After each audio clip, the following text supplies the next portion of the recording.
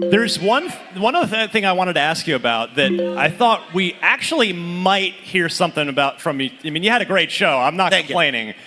But I thought, well, there's something that's been rumored, that's been talked about. We talked about it on the pre-show. There was a big reaction from our audience here, and that is an Xbox handheld. Yeah.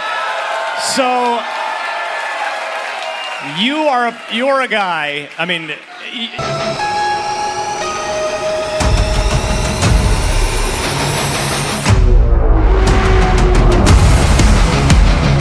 But we will have a time to come out and talk more about platform, and we can't wait to bring him to you guys. All right, I'm not going to let you off the hook quite. Okay, one more I tried. So hypothetically, if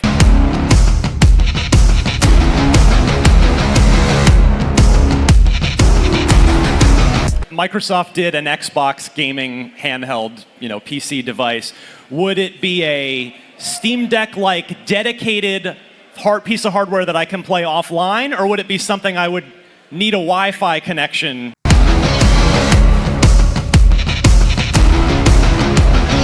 No, I think what I'm finding, I'll do it this way. So I like my ROG Ally, my ROG Ally is my Lenovo Legion Go, fantastic, my Steam Deck. I think being able to play games locally is really important.